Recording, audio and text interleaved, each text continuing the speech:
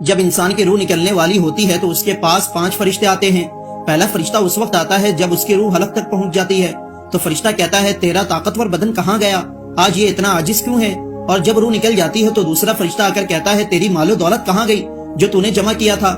اور جب اس کا جنازہ اٹھایا جاتا ہے تو تیسرا فرشتہ آ کر کہتا ہے آج تو اتنے لمبے سفر کے لیے نکل گیا ہے جس سے لمبا سفر تو نے آج تک کبھی طے نہیں کیا، آج تو ایسے تنگ گھر میں داخل ہونے والا ہے جہاں کروٹ لینے کی بھی جگہ نہیں ہے۔ اور جب قبر میں اتار دیا جاتا ہے تو چوتھا فرشتہ آ کر کہتا ہے کل تک تو زمین کے اوپر چلتا تھا اور آج زمین کے اندر لیٹا ہوا ہے، کل تک تو ہنستا تھا اور آج رو رہا ہے، کل تک سب تیرے ساتھ تھے اور آج تو اکیلا پڑا ہوا ہے۔ اور جب قبر پر مٹی ڈال دی جاتی ہے اور سب چلے جاتے ہیں تو پانچواں فرشتہ آ کر کہتا ہے تیرے سارے قریبی لوگ تجھے چھوڑ کر چلے گئے، اگر وہ رک بھی جاتے تو تمہیں کوئی فائدہ نہیں پہنچتا، آج یا تو تجھے جنت کی خوشخبری ملے گی یا جہنم کا دردناک عذاب۔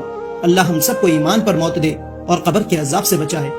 جب حضرت موسیٰ علیہ السلام حضرت یوسف علیہ السلام کا تابوت تلاش کر رہے تھے جس میں حضرت یوسف علیہ السلام کا جسم مبارک تھا جن کو لوگوں نے تابوت میں کر کے سمندر میں دفن کر دیا تھا، تو 400 سال کے بعد حضرت موسیٰ علیہ السلام اس تابوت کو نکال کر ان کے آباء و اجداد کے پاس دفن کرنا چاہا جو کہ حضرت یوسف علیہ السلام کی چاہت تھی، تو کسی کو بھی پتہ نہیں تھا کہ وہ تابوت کہاں پر ہے، صرف ایک بڑھیا کو پتا تھا جس کا نام شارہ تھا۔ اس نے کہا حضرت موسیٰ علیہ السلام سے کہ میں آپ کو ایک شرط پر بتاؤں گی، پہلی شرط تو یہ ہے کہ میں بوڑھی سے جوان ہو جاؤں، تو حضرت موسیٰ علیہ السلام نے کہا منظور ہے۔ پھر بولی میری دوسری شرط یہ ہے کہ جنت میں آپ کے ساتھ رہوں، تو وہی آئی اس شرط کو بھی مان لو، تو حضرت موسیٰ علیہ السلام نے مان لیا۔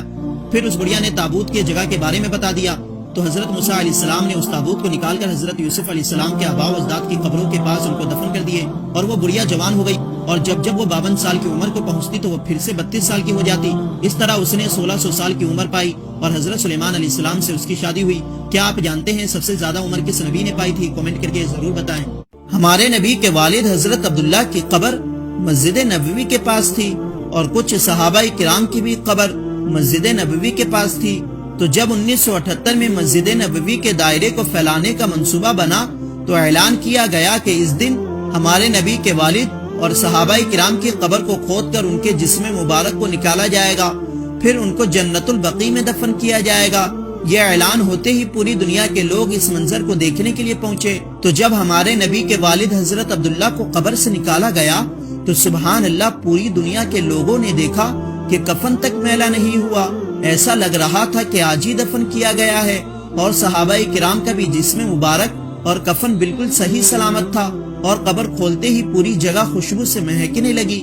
سبحان اللہ، یہ ہے صحابہ کرام کی شان، اور یہ ہے ہمارے نبی کے والد حضرت عبداللہ کی شان۔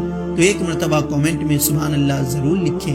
دیکھ سکتے ہیں جب یہ شخص نماز پڑھ رہا ہوتا ہے تو اسی وقت کھڑکی اس پر گر جاتی ہے، مگر اس سے نماز پڑھنے والے کو کوئی فرق نہیں پڑتا، کیونکہ جب ایمان مضبوط ہوتا ہے تو دنیا کی کوئی طاقت کوئی ڈر اسے ڈرا نہیں سکتا۔